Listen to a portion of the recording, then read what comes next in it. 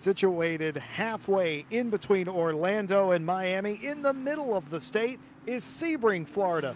Once home to a Army Air Base, as most racetracks start out, this place is now a mecca of motorsport, hosting both IMSA and WEC action in the past, as well as a whole host of other racing competition. Today, it plays host to round number 5 for RCI's inaugural Sprint Championship in Le Mans Ultimate. Hello, everybody, and welcome. I'm Jesse Lee, joined by Katrina as per usual, Ted Edwards behind the cameras, and we have our very first repeat track. Katrina, we did testing last year in LMU. This is where we did the majority of our testing. It was our first 1 hour race, sort of the format that we're using today. So therefore, it is our first return trip to a racetrack. I think we're going to see a good one. Yeah, absolutely. Hopefully we see some of the power that we saw on that first ever race that we saw here come back today in today's race. Yes, indeed. Qualifying underway for the LMGT3s. A lot new this week for LMGT3s. Well, for one, there's about 3 new ones, none of which are in the field today as far as I'm aware. But there is a new tire model as well. We'll dig into that a little bit further on. Buckley, the quickest in quali thus far, a 2:02.8 over Cine, which is 11/100ths off of that pace. And then it's a further 6/10 back to Don Van Zutphen and Durrett in fourth, with Ryan Gill in fifth place. Ryan Gill, speaking of it being our second trip here to Sebring, Katrina, Ryan Gill dominated this race in December 2024. They've got their season back on track with an excellent run a week ago, and now they're at a place where they know they can win. Not quite there in quali, but didn't have to be in the race, or didn't have to be in quali in the first time we were here either. Still got it done in the race. Yeah, absolutely. I'm really looking forward to seeing what Ryan Gill can pull out the bag for us today after, like you say, his fantastic performance before, and then obviously last week's comeback into the series. Shout out to Tim. Thank you for subscribing with Prime over on Twitch. You know, if you have a free Prime sub, or if you are a Prime member, you have a free Prime sub, and it's free. Why not click the subscribe button? Thank you to everybody over on Twitch who follows as well, and everyone who subscribes for free over on YouTube. Took a week off. There was I would say, a pretty darn big event in the lives of 2 lovely people, but also a huge event for a lot of the RCI family, because they are part of the RCI family. The wedding of Grimm and McKenna. They are stewards and racers alike, members of not only the community but the staff team here. You two were in attendance and looked absolutely gorgeous, by the way. That's why there was a huge gap, or a 1 week gap, so to speak. Also served as the halftime break in the championship. And now everyone raring to go. Gill, by the way, to the top of the board of 2:02.79. That's more like it. Yeah, absolutely. I think this is the pace that we should definitely be expecting from Ryan here today after his performance last week. We're going to see if they can continue it. We talked to Don Van Zutphen earlier on, who just sort of put everybody on notice a few rounds ago. If you remember back in your mind, about 3 weeks ago, they were talking about not being as confident here today as they have been at other places. They're expecting sort of carnage here in the LMGT3 field today, Katrina, and that's down to the tires. The tire model is different in LMGT3, not the Hypercar class, which will qualify in another minute and a half from now. Split qualifying, of course, for 20 minutes. First 10 for LMGT3, second 10 for Hypercars. But the LMGT3s on a new tire model, basically everyone has had to restart from scratch. Yeah, absolutely. It's like we said, when you pick up a new sim and you learn new things, it's the same when they add different updates as well. So this tire model update is something that all of the drivers have had to basically get in the car and have a practice with and see how they're getting on with the grip and how the tires are performing in the cars. It's going to be weird because we're talking to our broadcaster and producer Ted Edwards. He says that you can no longer slide the car to be quick, which is a quirk of the R Factor Studio 397 simulators. Of oh my goodness, Klaus Nyring has gone hard into the last wall there, and that will conclude qualifying for them as that car is going to need significant repairs. Everybody else attempting to get their final lap here in. Beats a Racer, one of those cars looking to pick up out of 13th place. But the, you can no longer slide the car to be quick, which is something that I was very familiar with in the RF2 simulator. That's what you did. You would want to be on the limit of grip. You always had a little extra grip than what you thought, sliding the rear of the car. Didn't necessarily heat up the tire as much as it probably should have. And even if it did, it didn't negatively affect you as much as it probably should have. Apparently, that's gone, which means exactly what you just said. They're going to have to learn to redrive the cars halfway into this championship. Yeah, absolutely, which makes it definitely interesting for us in the broadcasting booth, but definitely people at home as well that are watching. So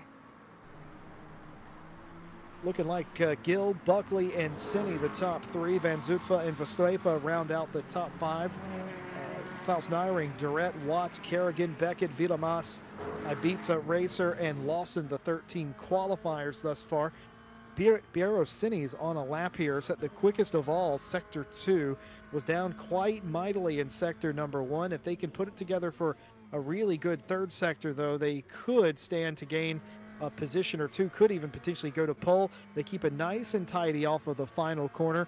Good run, but is it enough? Only time will tell. Needs to beat a 2:02.7, and they will not, but they did leapfrog, or they didn't leapfrog Buckley, but they did improve upon their time. A 2:02.8 for them got them ever so close. The top three separated by less than half of a tenth. Not half a second, half a tenth. That's close. I've had razors that didn't give me close enough shave as they are up front.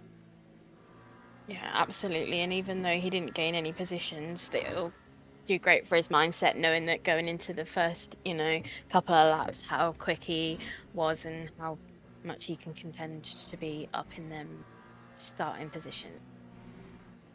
Well, I say, since we're going around the racetrack here, let's go on board a lap around this joint as Daniel Gottschalk's trying to get out of traffic. Everyone kind of ducking in and out, trying to find the best possible position. The cars in front of the Hypercars now released, of course, riding on board the Toyota Gazoo number 7 as we round the final corner, Sunset Bend 17, and down the pit straight.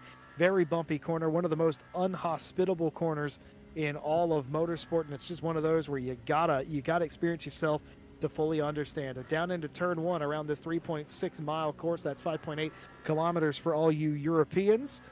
Well, actually, I say that, but for everyone else in the world except America. Turn 2 isn't really a turn. Turn 3, that left-hander is back through 4 and 5 and up into 6. They call it Big Bend, but Katrina just calls it Ted. On the way down to turn number 7, hairpin. And before we get there, going through Ted right now, and turn 7, hairpin, it certainly is exactly what you would expect it to be.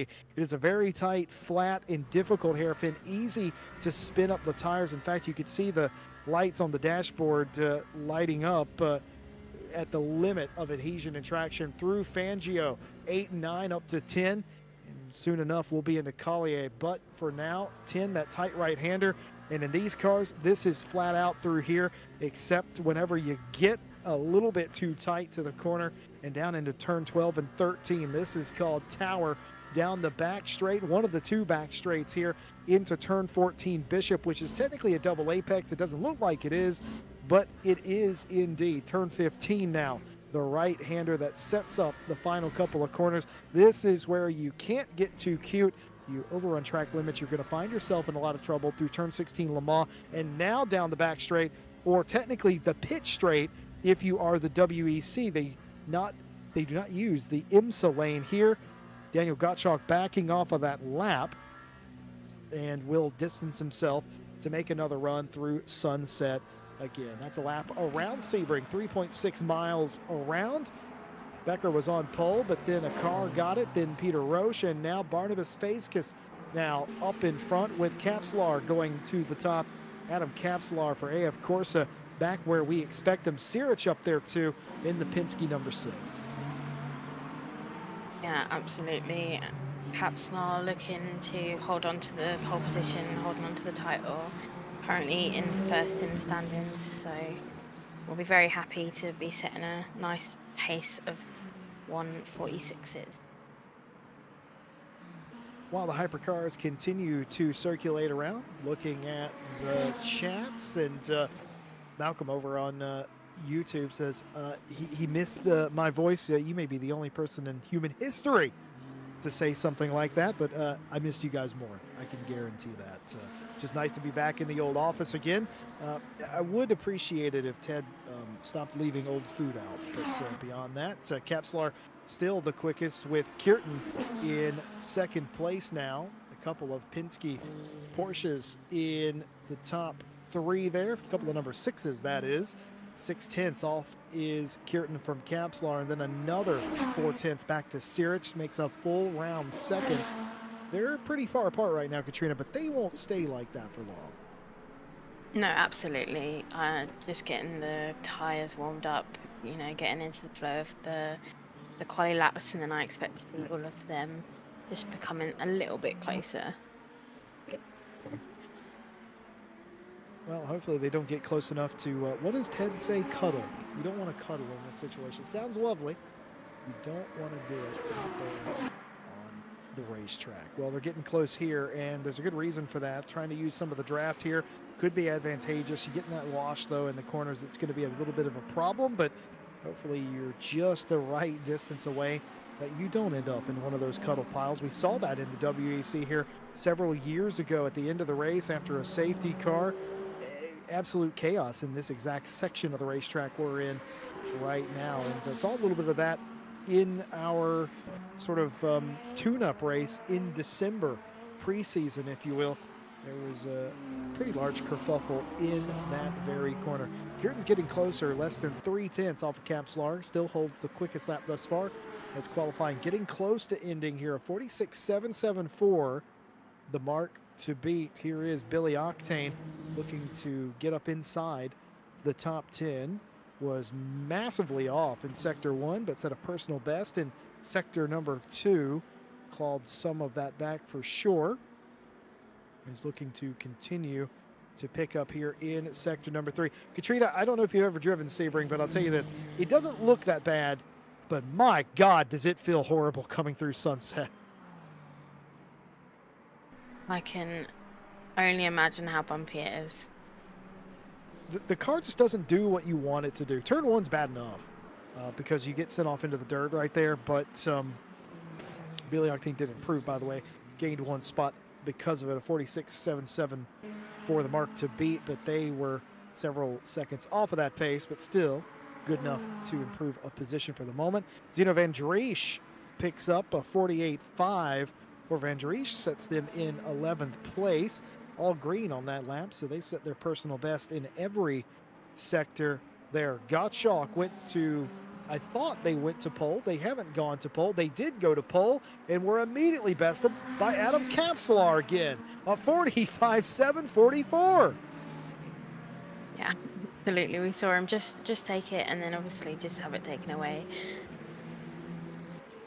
You hate to see it happen, but Gottschalk's back where they would want to be. They've had some sort of iffy weeks, I would say, sort of here, there, and everywhere as far as their finishing is concerned. We've got championship points prior to qualifying today. We'll show that to you at the conclusion of qualifying today. We'll show you how they stacked up in case you've forgotten in the week break that splits up the 2 halves of the season. Marco Lopez looking to make, and a huge twitch there by the Alpine, and that's exactly what we're talking about. It kind of catches you out. You got to just sort of hold the steering when you get into 17, into Sunset.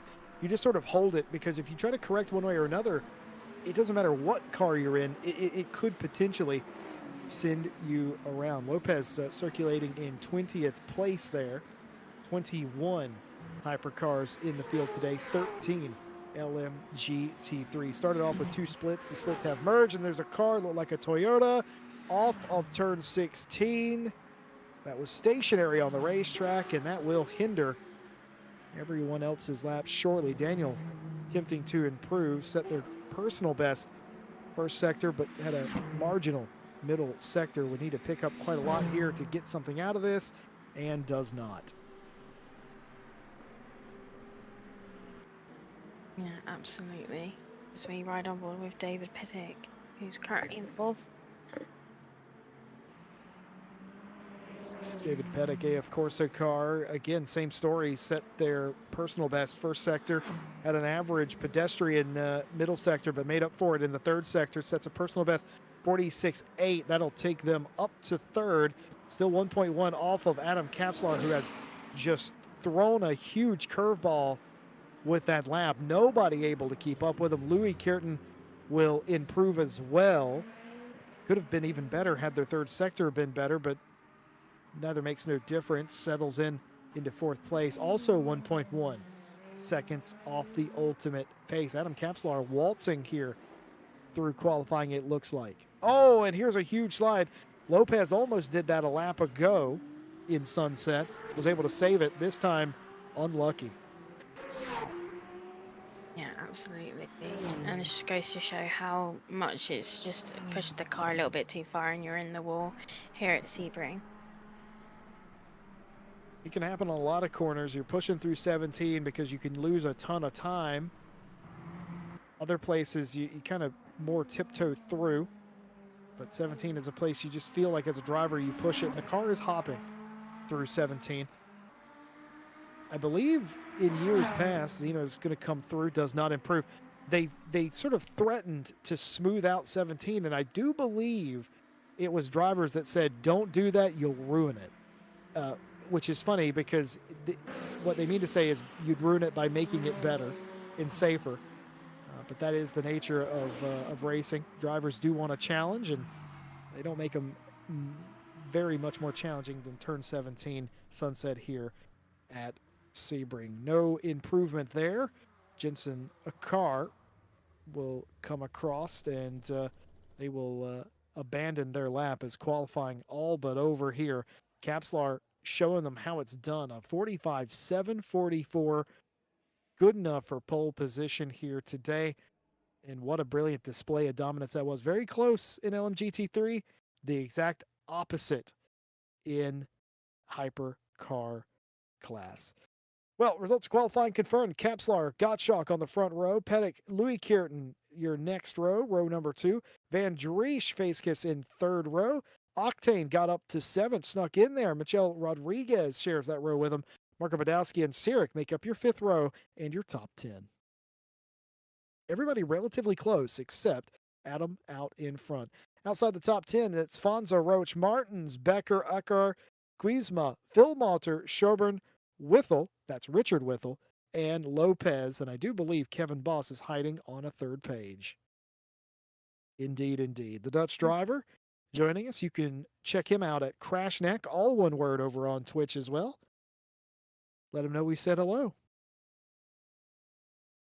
LMGT3 looked like this. Very close. Ryan Gill and Buckley, and throws Cine in the works along with Dan Van Zutphen. All 4 of the top 4 cars covered by a little more than half of a tenth, 61 100ths of a second. Christoph Strepa in 5th, Klaus Neiring, Daniel Durrett, Watts, Kerrigan, and Beckett, your top 10. The majority of those drivers inside of a second between them. Making up the outside the top 10 group, Cotton Villamas, Ibiza Racer, and Scott Lawson. And I was just marveling at the brand parity we seem to have in LMGT3. Katrina, it didn't start that way, did it? It was all McLaren and Ferrari. Now we've got a pretty good mix. Yeah, absolutely. It does seem that we've the tables have turned a little bit, and we've now got some of the people that weren't performing better.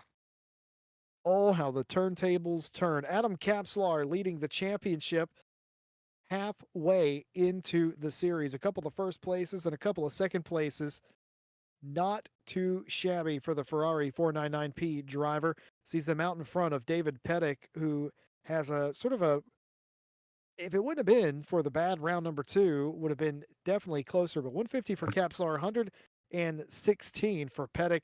Barnabas Facekiss in third place has 102, still in striking distance, along with Peter Roche in fourth. Michel Menez Rodriguez with 92 points in fifth place. Louis Kierton has 82. Maciej Sirik has 64, 55 for Zeno Van Driesch, 41 with Daniel Gottschalk and Marco Badowski. Nico Kwiatkowski has 38 in 11th place, just outside the top 10. Nick Cooper, goodbye, Dr. Nick, has 34 points. Mikel Ramos has 29. Billy Octane on 26. Francisco Fonza on 23, tied with Miguel Martins for the position. Nicholas Keller has 10 points in 17th place. Boris Sekujev has 4. And we have midseason signups with Jensen Akar and others. Still yet to score points, but have joined us just now. Christoph Estrepa leads the championship based on, well, not finishing outside the top 5, honestly. 2 second places and 2 fifths, good enough for the championship lead. And Beckett has 46, Buckley on 39, Harper Jackson has 38 points, Cotton on 30, Sinney has 20, Malcolm has 12, and Oskin and others have just joined the championship. Formation lap just about getting ready to go green here. 60 minutes of racing. The hypercars getting ready to go. The green flag flies and they thunder down the pit straight for the IMSA series at least, and down into turn number 1 as they fan out. They don't get 3 wide. We see that very commonly here in prototype racing, but they just about get it sorted. They are about 3 wide in the background, but they all look like they're on the straight and narrow. Capslar tries to scoot away from Gottschalk. Kierton and Pettick keep their positions. Van Dries and Facekiss are very tightly bound in that group, with Rodriguez and Sirich behind them. Octane looking for a move, Badowski looking for a move on them as they all get away seemingly cleanly. Miguel Martins makes a move on Nico Kwiatkowski. The only real movement in the top 15 or so is Badowski now. Just as I say that, going through Ted Corner, is able to get up in the 9th. Not a bad start, pretty clean I'd say, as only a couple of cars still side by side. Yeah, absolutely. As we see the cars going around the track, it's nice to see them keep a nice clean race to start. Pretty clean indeed, and that's exactly, if you're Capslar, if you're Gottschalk, that's what you wanted to see. No drama there. And they are cleanly away. Everybody else still now single file fighting for position until you get fairly deep into the field here, and they're all over each other. Kwiatkowski and a car going at it quite heavily.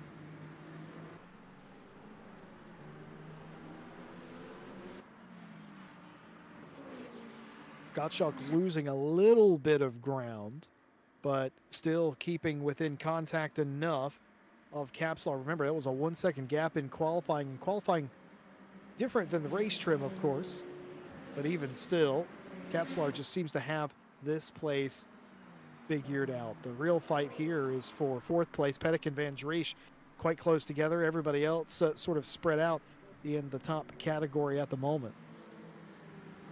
So there's a yellow flag. Yeah. I'm sure where that is on the track, but yeah, if I had to guess, that was somebody in turn 17, probably a hypercar, based on when the flag came out, and it was Kevin Boss. Now, should not be working GT traffic. This is for position, not lapping the GT field. Something happened to the Dutch driver in the Team WRT BMW. Doesn't look too banged up from my perspective, so whatever was hit, if anything, it was done quite softly. yeah, Kevin's probably grateful for that, because like we say, the damage model on LMU can be very unforgiving. I don't know who said it. I don't know if it was our broadcaster or it was Dan Van Zutphen who we talked to, but somebody mentioned that they expected wheels to go flying, which can, of course, occur in LMU. But we haven't seen any of that quite yet. We saw a couple of cars flirt with it in quali and practice, but we'll see. As that was about as good of a start as anyone could have asked for. Capstar now extending the gap. Gottschalk 1.3 out in front of Kierton, or excuse me, Gottschalk is 1.3 behind Capstar. Gottschalk is 1.3. I was right the first time. I can do math occasionally, but that is the top three right now. Going to take you away from the live action as we hunt down some gremlins in the background.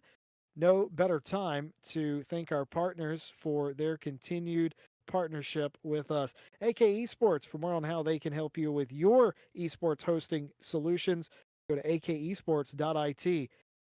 Coach Dave Delta, premier destination for coaching and setups.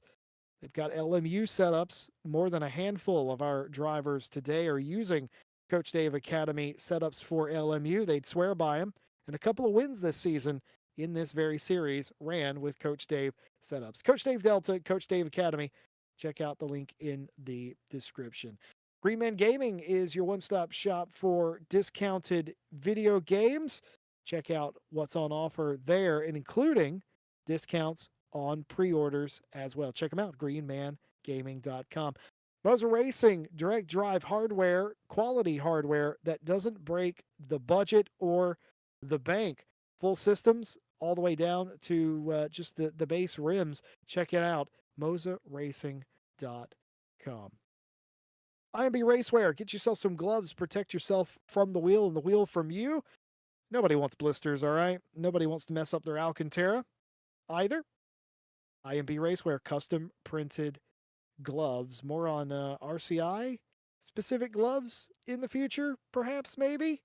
IMBRacewear.com. And a big shout out to Motorsport UK. We're a recommended esports community from Motorsports UK esports division. Thank them very much for recommending us. Well, Katrina, I think what we expected at the start of this race was a melee. What we actually got was a procession instead. Yeah, absolutely. I didn't expect it to go as smooth sailing as it did. Not that I'm disappointed in the slightest.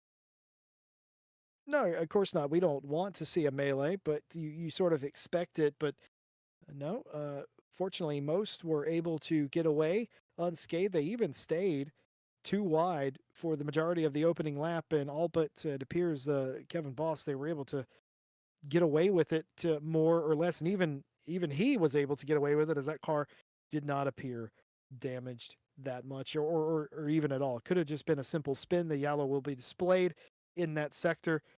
If it's a spin, very easy to do that. Cold tires coming through the final sector. While we still have you for a minute, just going over the RCI calendar. Been talking about this for quite some time, but now officially about to start the RSS Endurance Series over on iRacing. It mimics a lot of the IMSA races and rounds. Uh, that is a team based event. You can also do it solo if you want, but Sebring round number 1 starts March 8th. The RSS Endurance Series is going to take you to places like Sebring, Daytona, Laguna Seca, Watkins Glen, Road America, Indianapolis, and Road America, or Road Atlanta rather. Road America and Road Atlanta.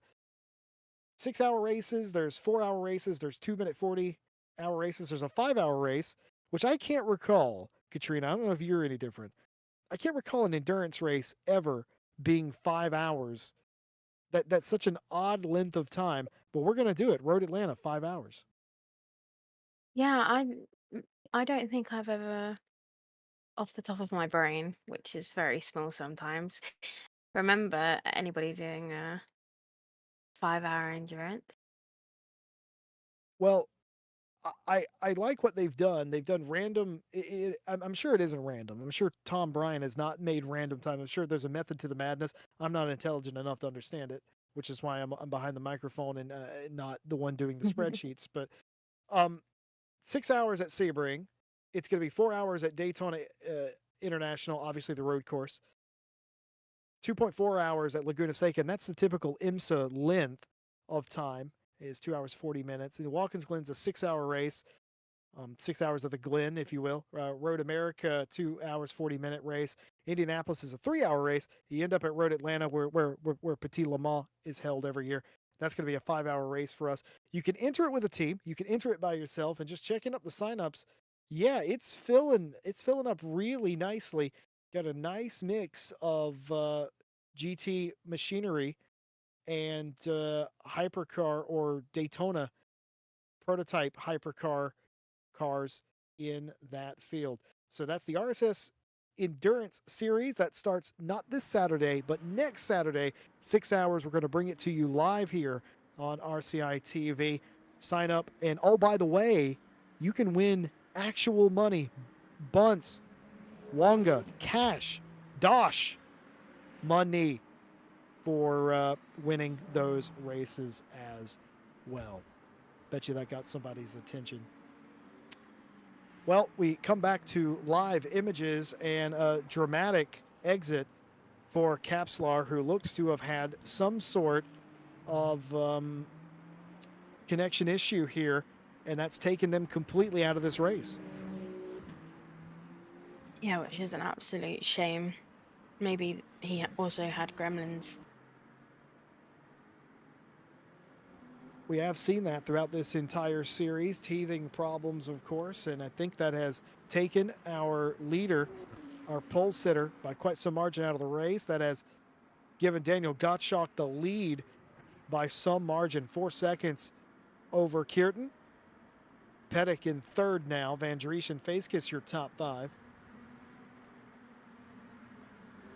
As we focus on Ryan Gill, who I can't tell currently if they are in the lead of their class. It looks like they are. Yes, they are. 2.7 seconds over Dan Van Zutphen.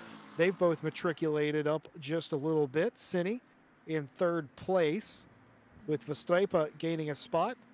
I don't recall what car has fallen out of the top 5, but that's promoted everybody else up, as Klaus Neiring now is inside of the top 5 as well. I want to say it's Ellis Buckley, but I Oh, don't know you're if so that's right. right. No, Okay. you're 100% correct. Proving that men really don't pay attention after all. That is exactly right. Ellis Buckley has fallen down the order. There's 14 cars in this class, and they are down in 10th place. And you would imagine there was something that caused them to lose 8, 9 positions, right? It wasn't just losing out. There must have been a spin of some sort or an off-track excursion. But they're certainly on the attack here, trying to get by 9th place. That's Vilas Mas. A lot of the GR racing Ferraris, it all looks the same, but that is Ellis Buckley making a move on Vilas Mas, and Buckley's going to get the position back. So they've fallen not only outside the top podium positions, but out of the top 5, and now crawling their way back inside the top 10 off of the racetrack, and a huge slide here as Vilas Mas goes off of the racetrack, but so does Buckley. Everybody else coming through, and here come the hypercars.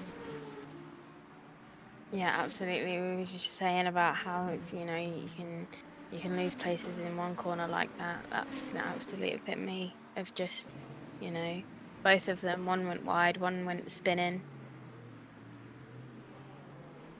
We have a protest from Les Stevenson, who may or may not have been shirtless over the weekend. Make of that information what you will. Katrina, what you've seen you cannot unsee, I've been told. But, that is the truth, Jesse. You're never too young for a Vietnam flashback, Katrina, I'll tell you that. But Les Stevenson has joined us to say that he's protesting. Ryan Gill drives the sim too much. And I don't think it's too late. We're talking about Ryan Gill currently leading in LMGT3. I don't think it's too late for them to claw themselves back into this championship. What do you think? No, I think you're absolutely right. If we continue to see the kind of pace and, the confidence that we're seeing from Ryan Gill at the minute, I think he's more than capable of climbing back into the top 3 position. Of course, only time will tell. We are just now in the second half of the season. 8 rounds, a long championship, but just what the doctor ordered, in my opinion. We've got some of our first our second wave, I should say, of mid-season signups in today's race. And they're finding their footing in the new sim. Of course, new DLC pack number 4 dropped just a few days ago, added a couple of the new LMGT3 cars, a couple, I should say a few, because there was a free Ford Mustang on offer as well, just for owning the game. None of which are in this race today, of course, but with that was a new tire model coming into today, and the question was, how were the LMGT3 drivers going to deal with that tire model change, other than Buckley mysteriously having 2 what appears to be spins? Everyone else seems to be adjusting quite nicely. Yeah, absolutely. We haven't seen much of an issue at the moment with the tyres. So hopefully that continues and everybody's practiced and are feeling comfortable. Oh, Vilas Mas has gone off again.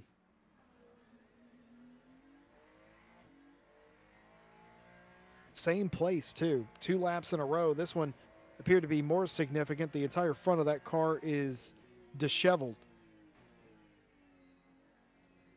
Definitely has big damage on that car. Looks like he's trying to get it back to the pit, so hopefully we see him stick it out for a repair and see what he can come back and do. That's usually what my cars look like around here, which is why I'm up here safely in the booth with you. Ferrari doesn't like it when you wrinkle up their cars, you know? Better left to the professionals and all that. Matt Malcolm, Les Stevenson's survivor, says it was a spectacle moment from Les. I will admit, when I first saw that, I was a bit tired, and I couldn't quite make out what I was looking at. And when I finally did, it raised more questions than answers. Huge damage here on Marco Lopez's car, and it's the front left tire's gone. We were talking about potential of tires popping off these cars if they hit the wall hard enough, especially in Sunset, and that's what's happened. And keep in mind, you might wonder, why didn't Lopez pit right there? That's not the WEC pit lane. That's the IMSA pit lane. These are WEC cars. They were already past the pit lane. Lopez is going to have to drive that Alpine on 3 tires the whole way around this racetrack. And I wonder if we go in-car, if it makes the crunching sound. Not quite. We can't hear it. We can just hear the revs. But just, you know, you remember TV static? If you're old enough, you remember TV static? It's like that. Not a nice sound to be listening to. No, not a nice feeling to be driving around on 3 wheels either. Managing it well, though, I might say. Again, can't really turn the car. That's super dangerous there. Crisscrossing the track. We know why the chicken crossed the road, but why did Marco do it? Well, because he doesn't have 4 wheels. Yeah, absolutely. These cars have 4 wheels. Van Dries looking to make the move and has done. Up to second place, getting by the AF Corsa Ferrari of Pettick. Van Dries in the Iron Lynx Lamborghini takes P2. Barnabas Facekiss in the Peugeot, the Total Energies Peugeot, looking to do the same into Ted. Can't quite do it. Defensive move by the Ferrari number 51 Pettick will give the outside. You can convert this maneuver on the outside here. I've done this myself, and he's going to stay side by side, and this is why you don't want to give up anything there, because he's going to reload and have another shot. Looks like he's just going to close off just enough as they go through Collier to keep Facekiss behind, but that was really close.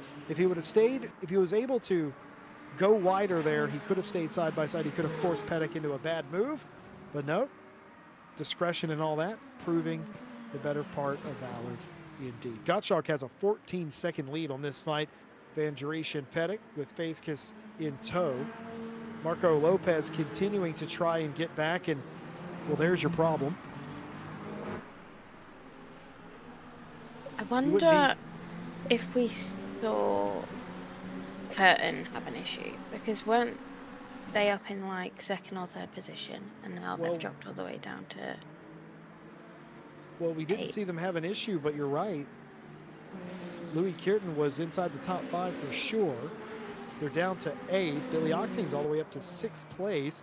Sirich is another one too, who has fallen down. Those Penske Porsches were up inside the top 5. They're outside the top 5 now, 7th and 8th. So I don't know if that's pace or what. Marco Lopez has made their way to pit lane after what must have felt like an agonizing time. And now it's going to be a minute 45, I think, to repair that damage, but still better than being out of the race. Yeah, absolutely. Well, we've got news from your pole sitter in the 499P Ferrari in the Hypercar class, Adam Kapslar, who took pole by a second and then mysteriously exited while we were dealing with back-end issues.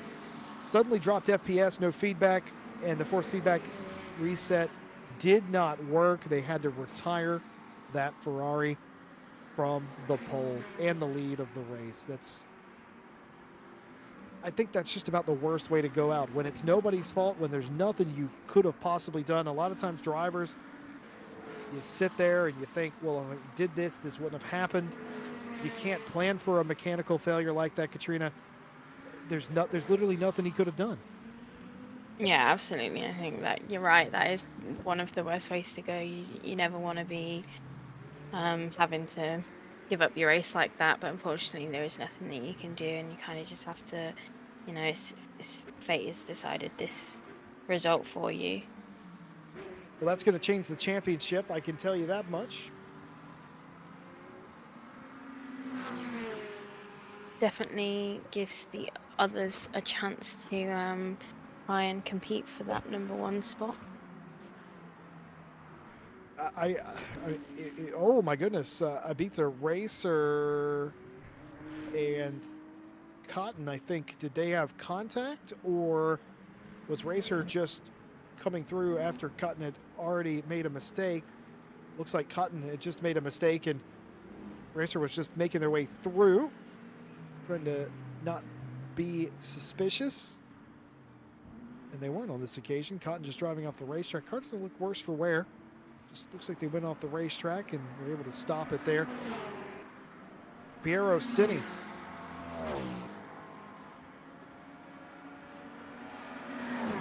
Fighting for third place here, trying to stay in third. Won't be able to do it. Christoph Strepa goes to third. As the Cadillac goes through, that was your leader in Split 2 Championship. Continuing on. The only Cadillac we have in the field, in fact. Piero Cini will lose that fight to Verstappen.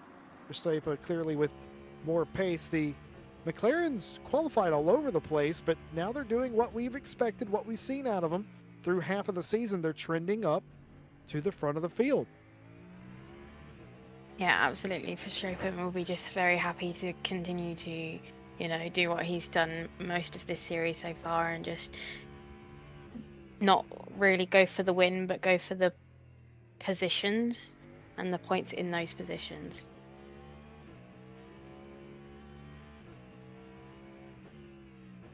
Well, it's sort of mandatory. We got to have our Cadillac tax. So I'm going to shut up for a minute, and I'm going to let all of you listen to what freedom sounds like.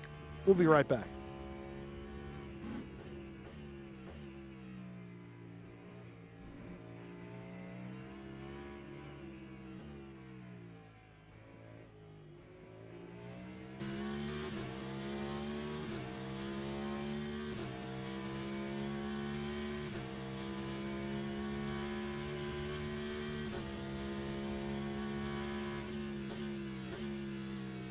You know, I'm not always proud to be an American, but I am right now.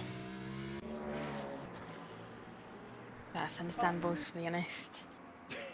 What a lovely sound, that Cadillac. John Becker was the leader in the Split 2 Championship, and I still don't have a final word on how they're going to continue to divide the two splits, even though they're merged. I suppose it'll be a manual split. The number 50's off there. Billy Octane off into the dirt. And they're going to have to do a 3-point turn and rejoin here. And they're going to lose the top 10. They might get close to losing the top 15. They're down in 13th as Octane. After all that good work, they have gone off of the course. I didn't quite see what happened. Was that just a lockup? I don't think there was a touch. I didn't see it either. I think maybe there was just a little lockup, and then that caused him to go off track. Well, we didn't get to finish the rundown of the other series going on. We talked about the iRacing RSS Endurance Series, where you can win real money for winning those races. For more information on that Endurance Series on iRacing, it's going to run on Saturday afternoons. Starts next weekend with a 6-hour race at Sebring, which we're already here. I'm just going to stay. I'm going to stay. Stay until they kick me out. But you can win real money in that series, I'm pretty sure, unless they've changed it. And real trophies. That's the other thing, too. Oh, yes. Prize money per class here. The top 3 in both classes, that's GT and DPI, will receive prize money. It's £100. No, that's euros. I've just realized. That's €100 for winning your class, 60 for second place, and 40 for third place. And that's in both classes. You can win that. Top 3 positions at the end of the championship get prize money that will be broadcasted live, not this Saturday, but next Saturday, live here on RCI TV. Like, subscribe, follow, do all the things you're going to want to be live with us. 6 hours of Sebring coming at you in 8 days' time. And they're fighting over real bucks for that one. That's a big deal. And, of course, the Ginetta Championship, ACC, the brand new Monday Championship, Season 3 of the Ginetta Cup. We do one a year. Oh, and it's huge. Daniel Gottschalk, the leader of the race, has gone off of the racetrack in contact with one of the LMGT3s, and that car has lost its rear wing. Major damage to Gottschalk. Van Dries goes through into the lead with Rodriguez and Pettick in tow.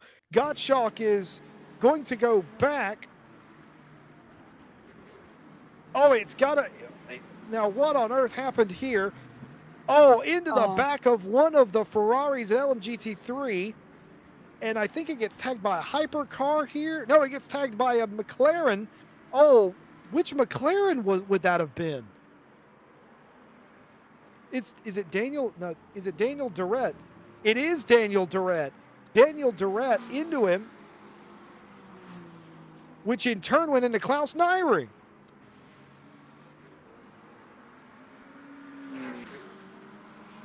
That is not what the leader of the race wanted to see there, Jesse, to be honest.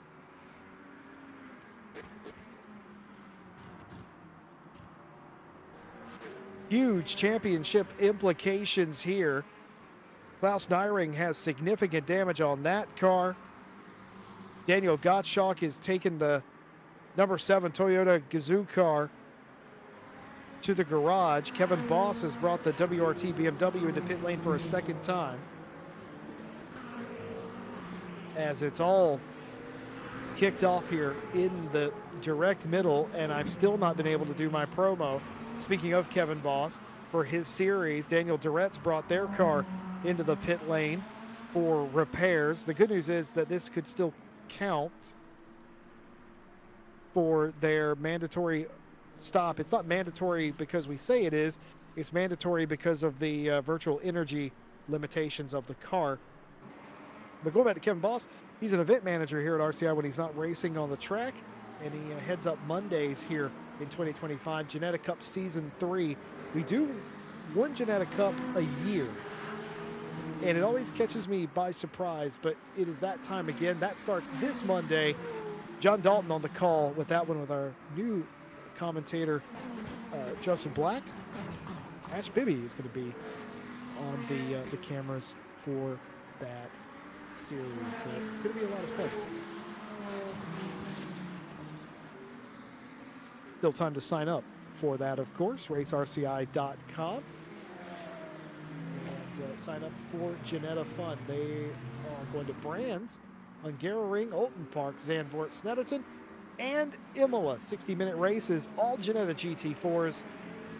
And if you think, why would somebody want to do that? Because it's fun. I even competed in a Ginetta season once, you know. Got crashed out by Tom Bryant from the lead. I'll never let him forget that. It sounds like good fun, to be honest, Jesse. I always hear good things about the Ginetta series. Do you want to hear my Ginetta impression? Go on then. Neat. That's my Ginetta impression. I think that's right. I'm giving Ted Edwards flashbacks on that one from a couple of seasons ago. That's what they sound like. They are really fun to drive. They're tricky to drive, but also simple at the same time.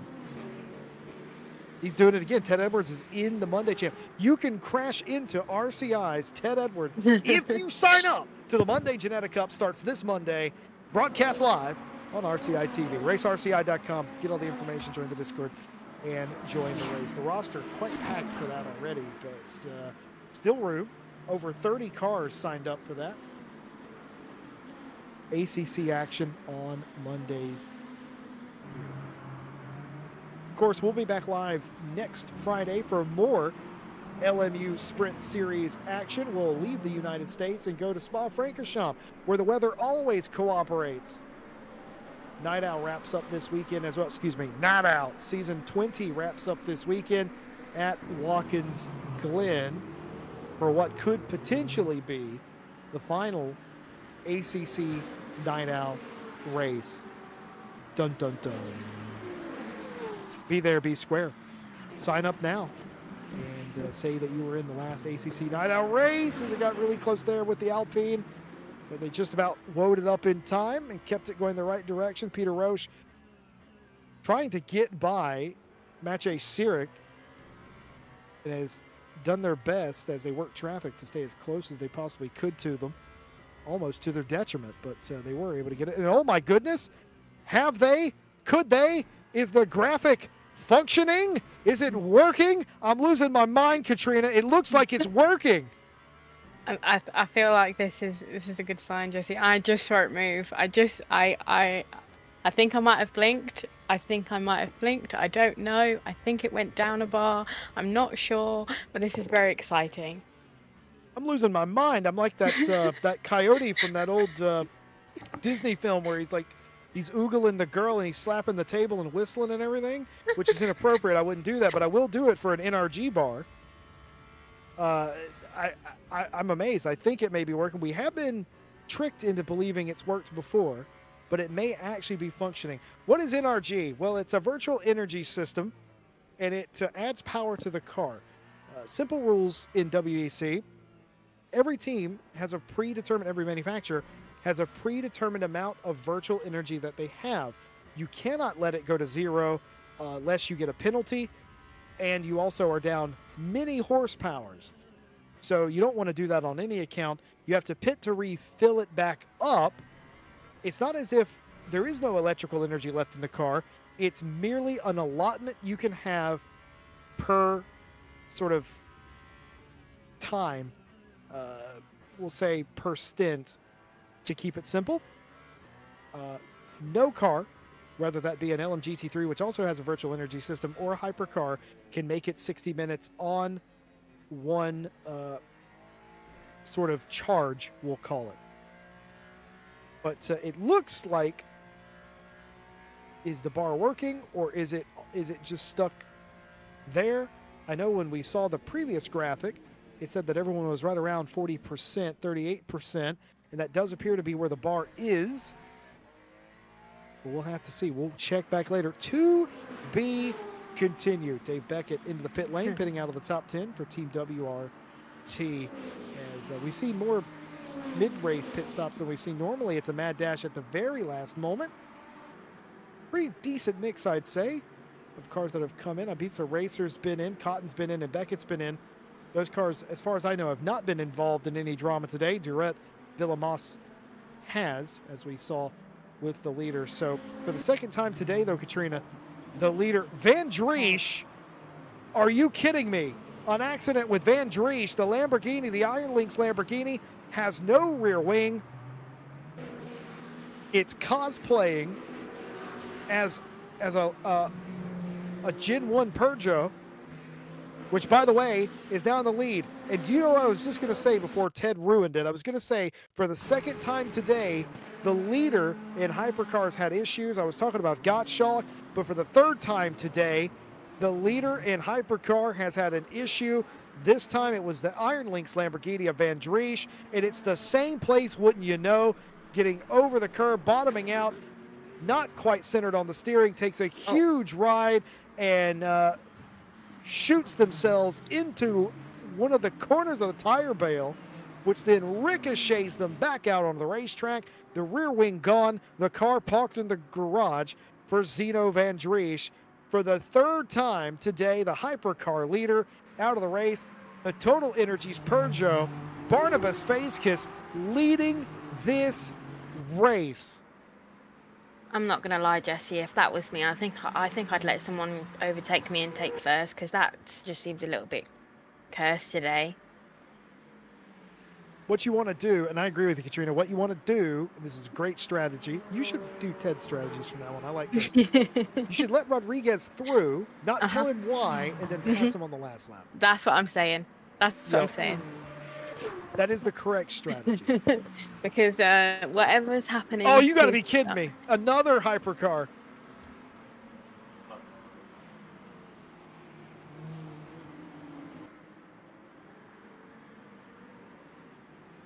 I'm told that you have some tire information. You can see that the tires are different on that car. Katrina, what do you got? Apparently, they're on hard tires. So after they had their crash into the wall and they came in and pitted, they've put on hard tires. I wonder whether that's the reason that they're maybe not spending as much time on the racetrack. The only thing worse than a cold medium tire is a cold hard tire. Takes longer to put heat through the carcass as well. But you can see by the graphic, Lopez is on a hard tire there.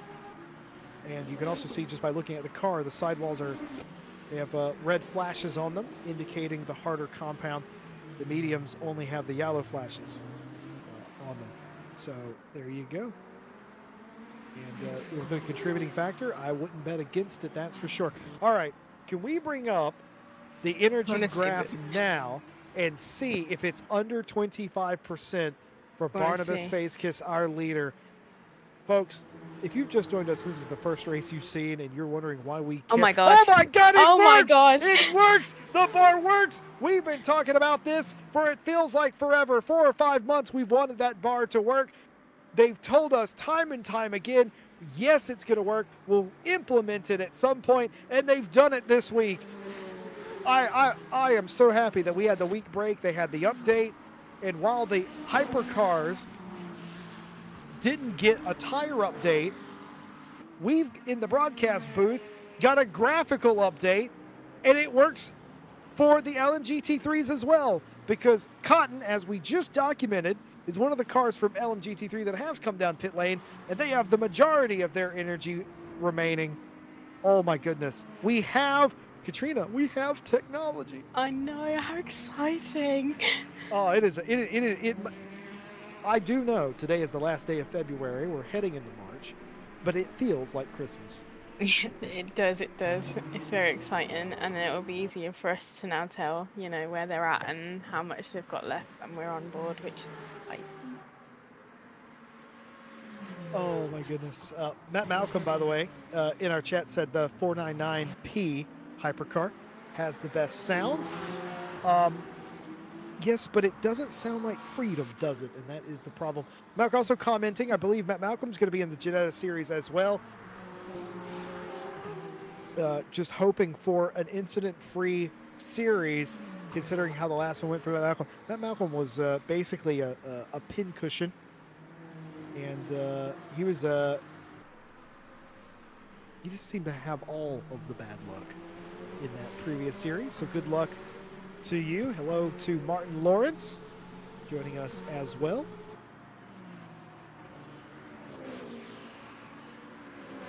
Kerrigan brings the GR Racing 86, or one of them, into the pit lane. Might be the only surviving one at this rate.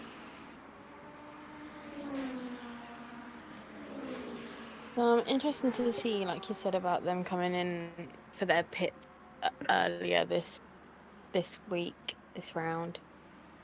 I feel like we've had a very mixed bunch of like middle race pit stops. Zeno Van Driesch has also joined us in chat, and he's also been talking back in the garage. We've been listening to them. So just want to say I love this race, but I am so stupid. He's being very hard on themselves. Touched one tiny sliver of grass, Katrina, and it all went away, or pear-shaped, as you lot would say. It's it is that simple here. We touched on that in pre-race. I mean, Ted and I have done it in LMU. It's like I've done it in a lot of different sims. I'm sure he's done it as well. You touch that grass because of how flat turn one is. You get a little bit over the curb. You touch the grass, it destabilizes the car because 3 tires that grip and one that doesn't, it just sends you around, and it doesn't really seem to matter. Luis Vilas Mas is stopped. Looked like they drove out there, though. Maybe a hard reset on that car. They're getting going now, though. Tire tracks didn't indicate an incident. It was a yellow flag, I think, maybe just because they were sitting at the side of the track. But like you said, I didn't see anything. Well, Zeno Van Driesch. Oh, they certainly are. And they're going to fight over space here, and you don't ghost like you do in other sims. So these two are actually neck and neck. They can't merge into each other. That will be an accident and would be quite silly indeed. Miguel Martins backing out, has the shorter pit stop, and pretty much landed on their marks pretty good. Straight up on the jacks was Francisco Fonza. Oh, contact there. That will be damage on both cars as well. But straight up on the jacks, we don't see many get it right immediately, but Francisco Fonza just did. Yeah, absolutely. Right on the mark. Zeno continuing saying that they're never going to get a win or a podium. Zeno, I'm gonna counter you on that one. You are gonna, because you're too talented a race car driver, and you're too smart of a driver, and too good and too quick to not. You will do. You got 3 more rounds in this championship. I don't like that kind of talk. I wouldn't tolerate that from Ted Edwards, and I'm not going to tolerate it from you. You're going to get back out there next week, and you're going to get you one. I agree, and don't forget that we've still got multiple races left. Like, we're only halfway, so there's still time. Indeed, indeed. Callum Kerrigan joined us over on Twitch to say, guess who pressed brake changes? Dear old dear. That takes I'm guessing it was probably Callum. Yeah, I'm gonna process of elimination. I'm gonna assume Callum did that. That takes what, a 45-minute stop, and makes it a 90-second stop? So yeah, that's I think not you're good. right. It's all falling apart for some today, but for others, it's absolute feasting. Vasquez was pretty quick in qualifying. And they found themselves the lead car that hasn't had a spot of bother today. Schoburn has also DNF'd. We didn't see what happened to that car, but they have in fact DNF'd as well out of the Hypercar class. Along with your pole sitter Kapslar, Gottschalk, and Zeno Van Driesch, who were all in the lead overall at the time.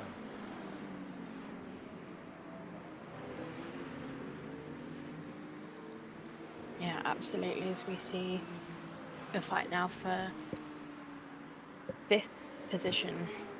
I really said 6th. Oh. Top 5 position here on offer for Peter Roche for the Alpine team. Tries to get by Sirich in the number 6 Penske Porsche. Meanwhile, Rudy Philmalter brings the number 4 Porsche Penske to pit lane. Pretty good. Wasn't straight up on the jacks, but wasn't that off either. Zeno says he's going to Oh my, reset oh and my, fight for oh next my. week. And these drivers are going to have to fight for another week as well. Peter Roche goes through contact with several cars. Maciej Sirek goes around and took somebody with him. Didn't quite catch the number of that truck.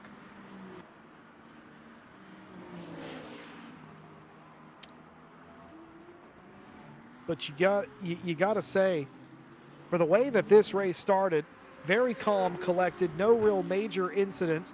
And the incidents that we did have were single car without any damage, rather beside. From the halfway point on, it has been chaos in both classes now. Yeah, absolutely. We've seen a lot of chaos.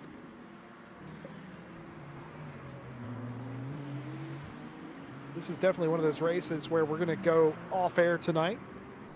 A little peek behind the curtain of how it works here in broadcast. We're going to go off air. Katrina and I are going to look at each other and go, what in the hell happened here? That's a statement of fact, not a reaction to the 99 of Miguel Martin's going off of the Proton Porsche. But we often do that, where we try to sort out what happened. Today's going to be one of those days. Yeah, it all happens very fast when you sit here right now whilst the race is going on, but when you get a quick second to think about it and, you can digest what's really happening, that's when we like to sit down and be like, okay, what happened? What is going on? So some of the fun for us is to sit back after the race and try to piece it together, because we don't have time in the middle of the race.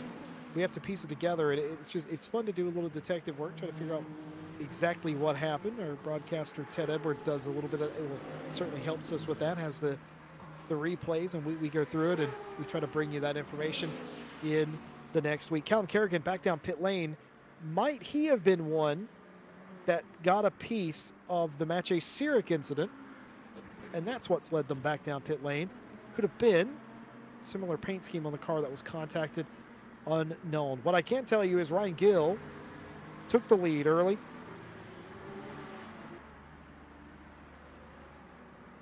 Or took command of the lead, I should say, and hasn't looked back.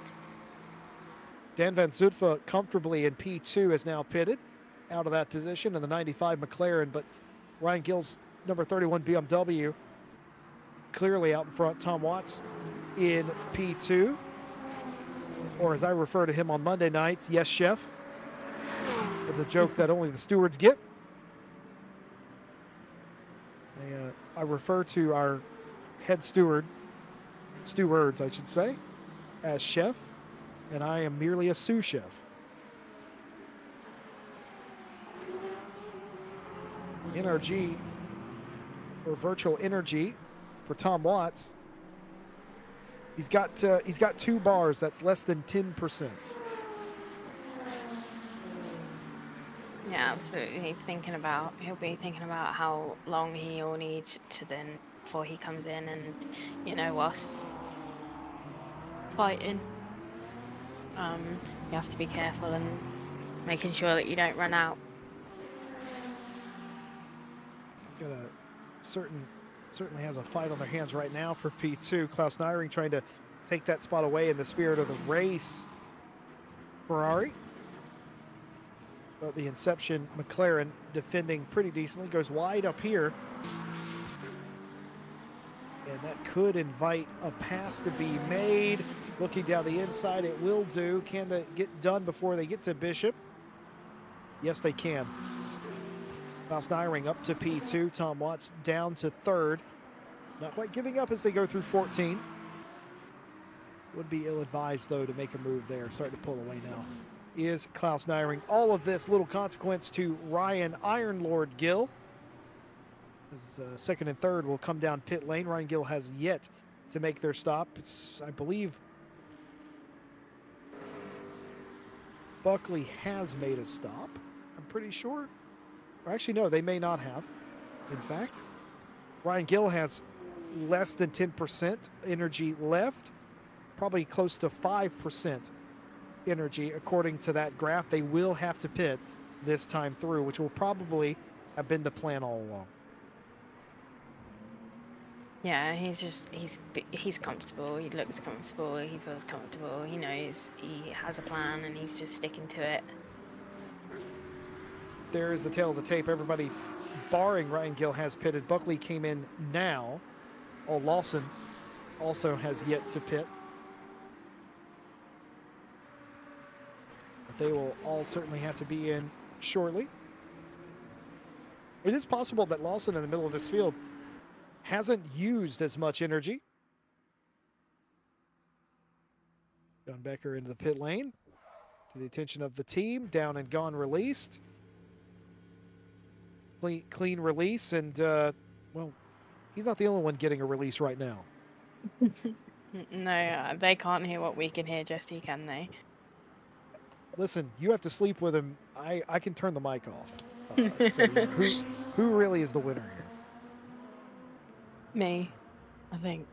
Oh, that's really sweet. By the way, happy anniversary. Wasn't that this week for you guys? Yeah, it was on Monday. We celebrated 8 years. 8 years together. For those of you that haven't been with us the first half of the championship, our broadcaster, Ted Edwards, or Thomas, as we call him sometimes, him and Katrina, they're gross together, is how I would explain it. 8 years together. What's the secret for keeping? What's the secret for putting up with Ted that long? Because I've only put up with him for like 5 years. And once again, I don't have to sleep with him. I can turn the mic off. I don't know the secret, but if I find out, I'll let you know. I don't know. I mean, I feel like you figured it out. Thomas, they can't hear you, but we'll relay it. What is the secret to a long, happy relationship with your partner?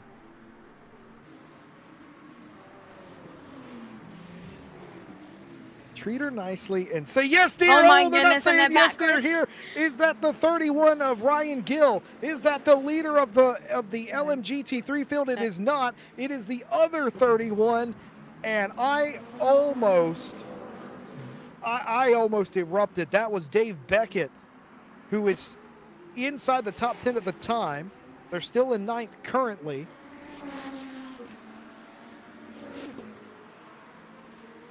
Peter Roche has come down pit lane. And they're in 5th place currently. You can see where everybody is. Ooh, nearly runs off the racetrack, though. There does the Alpine. Just about saves it. Phase Kiss only has a 2.3 second lead on Pettick in the AF Corsa Ferrari.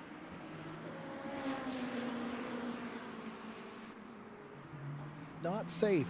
Not safe, that gap, as it is actually, I mean, it's ebbing and flowing, but it's hanging steady at 2.3 seconds. A little less than 8 minutes left to go. Just enough time to thank all of you for being with us. Welcome back to Le Mans Ultimate Fridays and the LMU Sprint Championship, just after the halfway point of 8 races. This race number 5, 3 more after today, and we'll be back live with you in 1 week's time for continuing coverage of the series live from Spa-Francorchamps. We invite you one final time, if you haven't already, subscribe over on YouTube, follow over on Twitch. If you have that free Prime sub, why not? We'll explore what makes Thomas and Katrina such a successful couple. So far, we've been told, I don't know, and just agree with her. That doesn't work in my house, because I agree with my one, and she goes, "You're not listening, are you?" And I go, "Yes, dear." Oh. Yeah, she tricks me. She's smarter than me. But then again, I think a walnut's smarter than me, so it's not that. You don't do yourself enough justice, Jesse. I love her, and she puts up with me. That's how I describe her. I love and worship her, and she tolerates me, and that's about as good as it's ever going to be. Not Callum K has resubscribed their Tier 1 sub, 2 months in a row. Confirmed, not a fluke. Great. Can't pay my rent now. Very funny indeed. Callum, thank you very, very much for your continued support over on Twitch. Seriously, Katrina, what? 8 years. You obviously still love each other, right? I can see it. It's gross. But I think everyone views a relationship from the outside like that. But how do it's got to be like the real answer's got to be like tolerance, right? Surely. Yeah, like communication and tolerance is probably the two main things. I can communicate when I cannot tolerate him anymore. They're not communicating on the racetrack here. Cotton and Durrett. Durrett's going to get in the position. Andy Cotton's going to go for a big slide and spin out a hairpin. And that was not love, tolerance, or communication. That was the exact opposite. That's a breakup. Yeah, and that definitely, I think, touched the wall. Maybe it was going slow enough and did not have too much damage, but... Slid right into the wall there, but not a ton of damage, but ooh, wiggled right there. That scares me. That makes me think that maybe something in the rear of that car's loose, whether that be the wing or some suspension component. Could just be the dirty tires, though, because it did go off track, and the tires will pick up dirt and debris. 8 years together, Katrina and Ted. Brilliant stuff. A wedding between two of RCI staff in Grimm and McKenna. We wish them well in wedded bliss. Everyone saw Les Stevenson's bare chest. It's been a hell of a week. It has been. It's been a very adventurous week. And we've gone through 3 leaders in 30 minutes here on LMU Fridays. One of the weirder races we've ever experienced, and not that we've ever had one go by the book in this new sim, but today has been particularly strange because it's exclusively leaders and most usually turn number 1 catching them out. Final minutes of the race, 4.5 left to go. Rudy Philmalter has made a trip to the wall, and that's in the hairpin.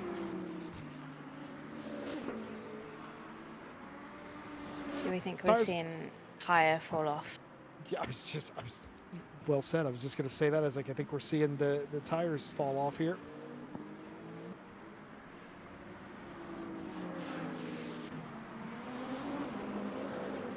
Barnabas Facekiss continues to lead in the Peugeot. Peugeot, if you're watching, hire Barnabas. It's only taken him 5 rounds to get a win. But we still have 3 minutes 40 left. Oh, jeez, why did I say that? Why did I say that? That's no, she's right. I shouldn't have said that. But I've got my fingers and toes crossed, so. Oh man, having an exit right now would be soul crushing. If Zeno Van Dries thinks that their exit was horrible, imagine that happening to Barnabas. 3 minutes left, and they'll blame us, me specifically. The commentator's cursed. It's real. No weather problems today. We haven't even mentioned the weather because there's nothing to mention. It's beautiful here in Central Florida.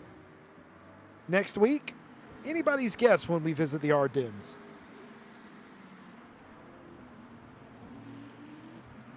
Didn't Barnabas win Fuji? Zeno, you might be right.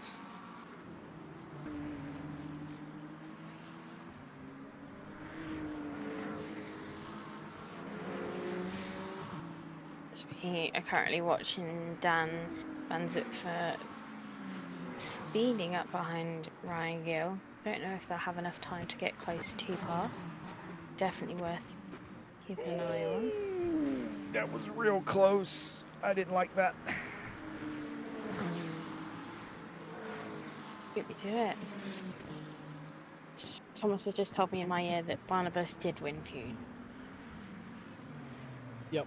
So I'll revise what I said. Peugeot, if you're listening, hire Barnabas because he's gotten 2 wins and it only took him 4 rounds. 5 if you count today. Don Kerrigan's been off the racetrack slightly, I do believe. Of course, they took added brakes, so at least they know that they're not going to have any brake fade here in the final couple of minutes of the race. Normally, you do a brake change 9 to 14 hours into a race, Katrina. They did it 45 minutes in. Yeah. Never can be too safe. That's it. Just, cautious. I've never seen that shot over the wall over there to see all the airplanes and everything, but not sure. I mean, they look like Piper arrows and stuff like that. You're not an av nerd, I suppose, Katrina, but I see an airplane and I geek out a minute. Look like little Pipers and stuff. Coming up to the last lap of the race, still an active airport. People forget that this was a Army air base back in day, but it is actually still an active airport. They built a new one right beside the old one, and it is it's not an Army air base. It's just it's a civil air base, or not an air base, just an airport. Love that.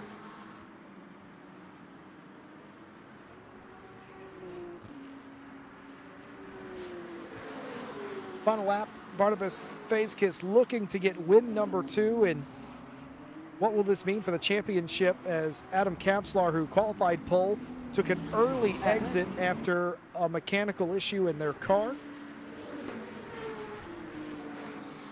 Daniel Gottschalk was leading after that in the Toyota Gazoo and had an incident in turn 1. Zeno Van Driesch in the Lamborghini Iron Lynx car took the lead. Same thing happened. Barnabas Fazekis has led every lap since then. They've played with a couple of a second gap. They've widened that out to about 4.5, 5 seconds. And now the Total Energies Peugeot looking to take a second win on the season. Just absolutely incredible stuff here. It just goes to show you consistency can win these things. Consistency is still king in endurance racing and in motorsport. And for Barnabas Fazekis, how sweet it is. It's a second win for Peugeot. It's a second win for Fazekis.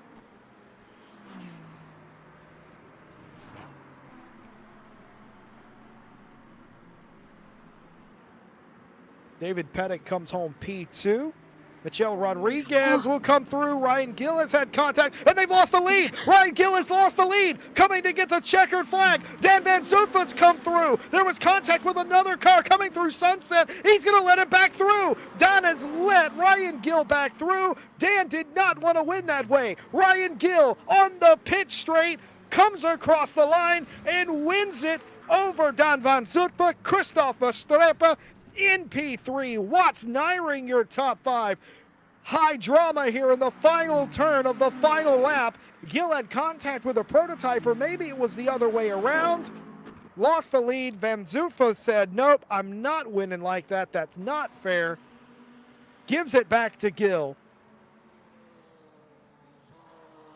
I spoke too soon. I said, do you know what? It doesn't count because they went back to the way they were prior to the incident.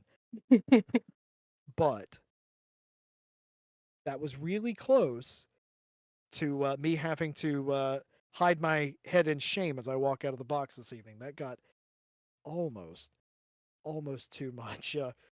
Wow, close racing here. Fazekis wins the race in Hypercar. Gill wins it in LMGT3, but only just after some significant drama, to say the least.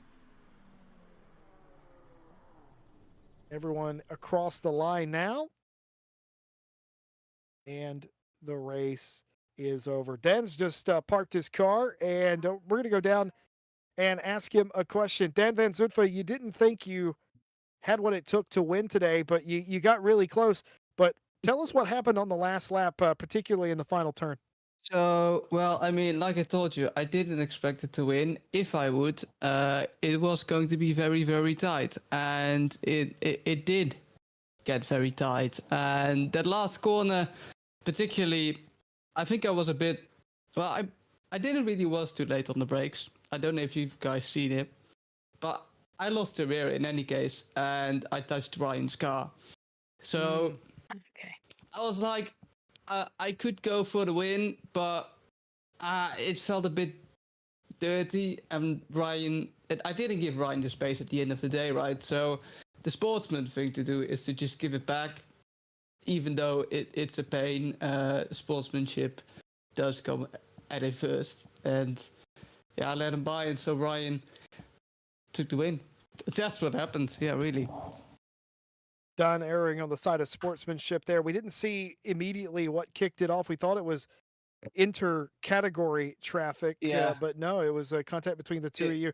But you got to say, I mean, contact, yes, but nothing of value lost between the two of you. You settle it amongst yourselves, and in my opinion, you do the right thing, the gentlemanly driver thing to do. On your screen right now, the results of the Hypercar class today. FaZe Kiss wins it for the Total Energies Peugeot. David Pettick in the AF Corsa Ferrari, and Michel Rodriguez in the Alpine takes home third. Brand parity through the top four positions with Louis Kirton. Another top five for Louis Kirton. A quiet day for Louis, but that's exactly what they want. Building up that resume with another impressive top five. Roche, Fonza, Kuzma, Badowski, Sarich, and Octane, who climbed back inside the top 10 themselves.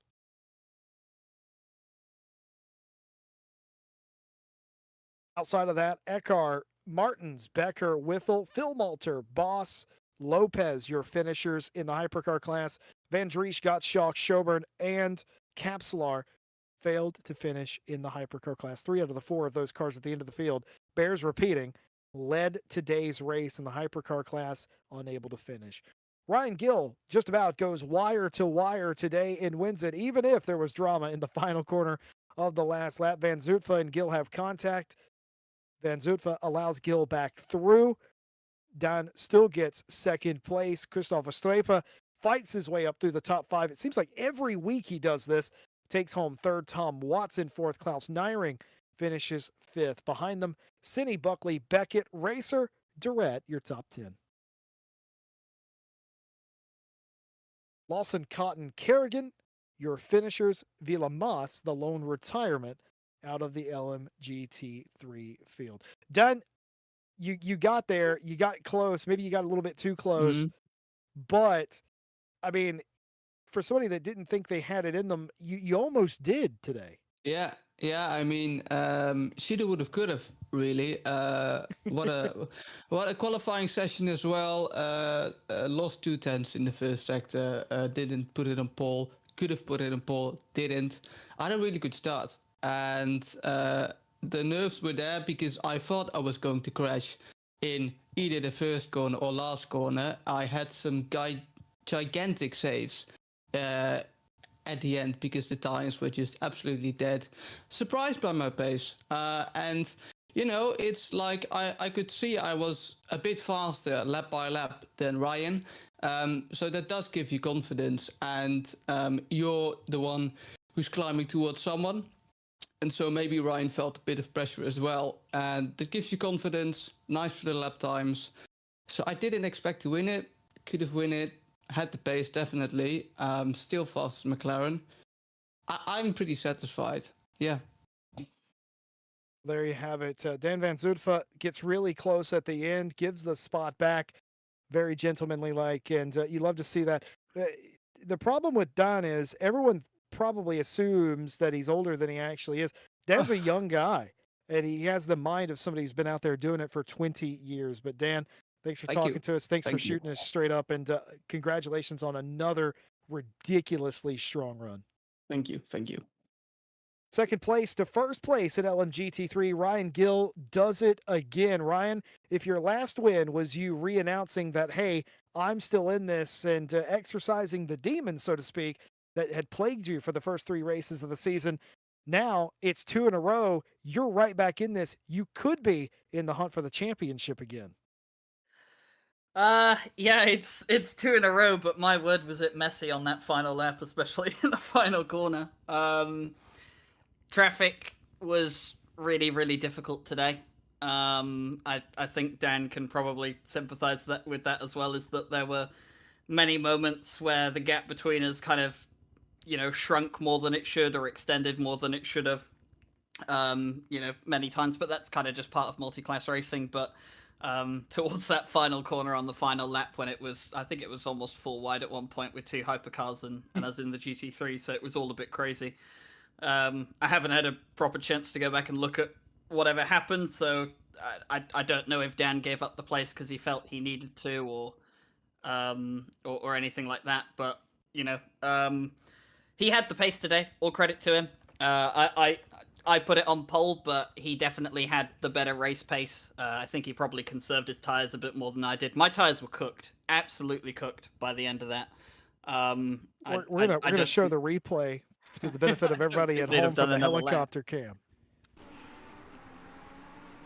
Here it is, the fight for the win. The LMGT3's in the middle. That's for the win of the race. Down to the inside of Sunset Corner. The Porsche Penske's behind them. That's why I thought the Porsche Penske was involved, because they spun of their own accord. It's very close shave indeed. And I got to say, that's a lot cleaner than I thought what happened. I thought the Porsche Penske got into the back of the BMW, and that's where the incident occurred, because of the reverse angle that we had live made it look like that. Turns out Maciej Sirek, that was a completely different incident to the one with the LMG T3s. But as Ryan, as you just told us, it was very close indeed. Yeah, it actually looks a lot cleaner on that replay from the outside than it felt inside the cockpit of the BMW. I can tell you that much. No, as I say, I haven't had a proper chance to digest it. But if Dan felt that he should have given the place back, then obviously, massive show of respect from him. Great sportsmanship to do stuff like that. We saw that at Portimao 2 weeks ago in the hypercar class, where someone gave back a position that they didn't feel they'd earned. So I think it's great to see that kind of stuff. People being humble and showing respect to competitors on track, and Dan didn't make it easy. When he pitted earlier than I did, I realized what he was doing, which was to try and get himself some clean air, so maybe he could jump me in the pit stops. And then when I realized that he came out slightly behind me, I was kind of fortunate that I'd at least gone quick enough to prevent that. But no, a long race, a good race, sweaty race, and we get to do it all over again in a week. So, several drivers complaining about that this was a sweaty race. Is that just Sebring? It seems to wear you out as a driver. I mean, it's tough. It's physical. The actual layout of the track isn't necessarily the most physical thing about it. There's a lot of corners around here that you go flat out through, and only a few heavy braking zones. But as you'll well know from the real world, and the drivers talk about it, the car gets shaken to death around here. The bumps, you feel them quite a bit through the wheel here compared to any other circuit that I've driven in any other sim. So yeah, for sure, it's quite physical, but it's a different kind of physical challenge. I gotta say, it's brilliant. 2 in a row. Speak on where your head is at now, because 3 races you're just decimated. You have pace, but you just different problem after different problem. You get decimated. It's literally like a Taylor Swift soundtrack. Was the first 3 rounds. You never ever getting back together. But now we are so back. 2 in a row, 3 races left to go. Are you thinking about the championship? Are you thinking about maybe sneaking in there and getting the first LMU LMGT3 championship for yourself? Top 3 is the target, I think, at the moment. I'm not definitively saying I'm in the championship title fight yet, because Chris is really quick, and Chris has got the lead in the points at the moment, and he's earned it. He's been super consistent, and it's his job.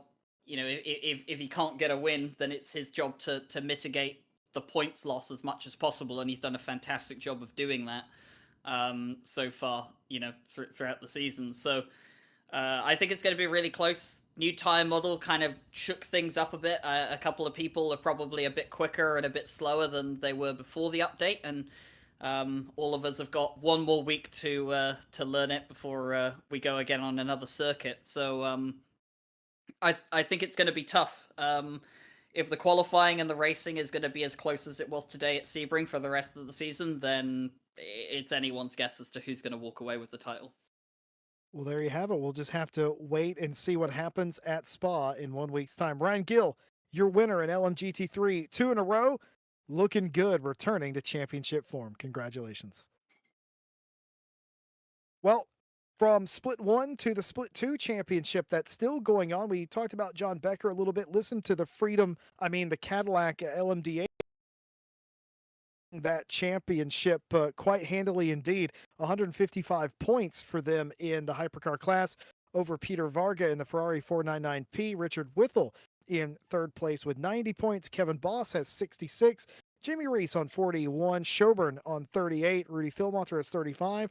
And everyone else has either retired for the championship or signed up and hasn't scored points. Moving on to LMGT3, Tom Watts leads it also with 155 points. Must be going around in Split 2. Callum Kerrigan on 79. Rob Franken has 70. Daniel Durrett has 30. And Scott Lawson has 26. For whatever reason, I almost read that as United Kingdom Scott Lawson, as if it were an official title.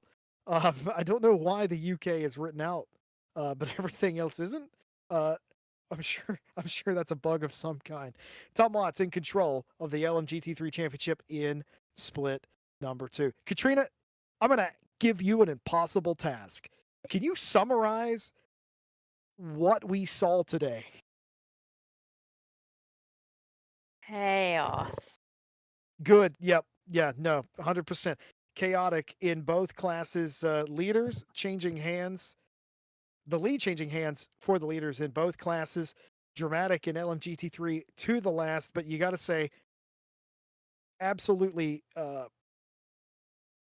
winners deserved it today because they were able to respond as they needed to, and some great sportsmanship by Don, of course, there at the end as well. On top of that, proving that love really does conquer all. But chaos today, it was a smooth start of the race, but that was a false positive. It went downhill from there. And we're going to pick it up, and we'll be back for Spa in 1 week's time. A trickier racetrack, maybe some slingshots down some of those straights, maybe some weather as well. Still got 3 races left to go. A bunch of the championship stuff got reshuffled. We'll show you how they stack up in Split 1 at the start of next week's broadcast. But for now, it's just about time for us to wrap up. Thank you all for being with us. A big thank you again to all of our partners that have been revolving around at the bottom left-hand corner of the screen. We, of course, will be live on Monday for ACC's Janetta Cup.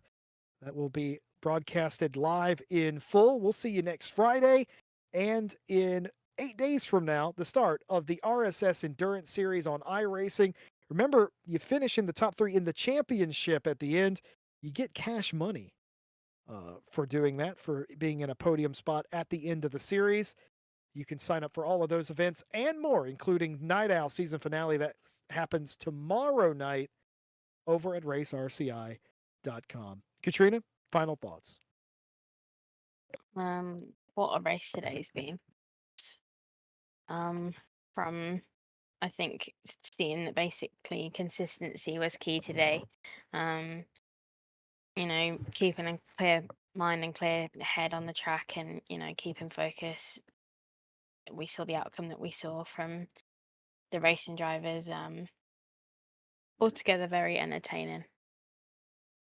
Very entertaining. I think you put it as perfectly as anyone could do.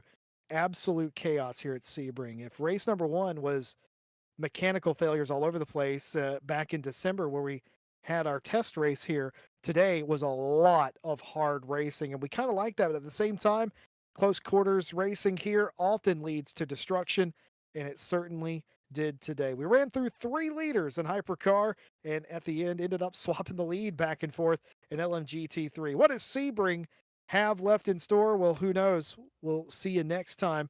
But Spa beckons us in Belgium. Until then, I've been Jesse Lee, joined by Katrina with Ted Edwards behind the cameras. We'll see you live next week here on RCI TV for a whole host of races in different simulators. Until then, have a fantastic weekend. Take care of yourselves and your loved ones. Have a good night. You ready? 3, 2, 1, go. Get behind the wheel, let's go. Grip the road, feel the flow. Thunder roaring, steel alive. Live this dream and drive. Tires burning with gasoline. Push the limits, chasing green. One shot, don't slow. Go on, we'll take control. Engines scream alive tonight. Blazing past the red line. Outrun the night, won't lose this fight. Follow the road, red line for show. We're chasing taillights, don't let go. Under the stars, we'll go so far. This is who we are. Chasing taillights. Chasing taillights. Chasing taillights. We're chasing taillights. The miles they fade, but they don't die. Faster now, the hours fly by. Sweat and gears, hearts in sync. On the edge, on the brink. Clock ticks down, stakes are high. One mistake, we kiss us goodbye. Don't slow down, we're not done. Finish line for the strong ones. Engines scream alive tonight. Blazing past the red line. Outrun the night, won't lose this fight. Follow the road, red line for show. We're chasing taillights, don't let go. Under the stars, we'll go so far. This is who we are. Chasing taillights.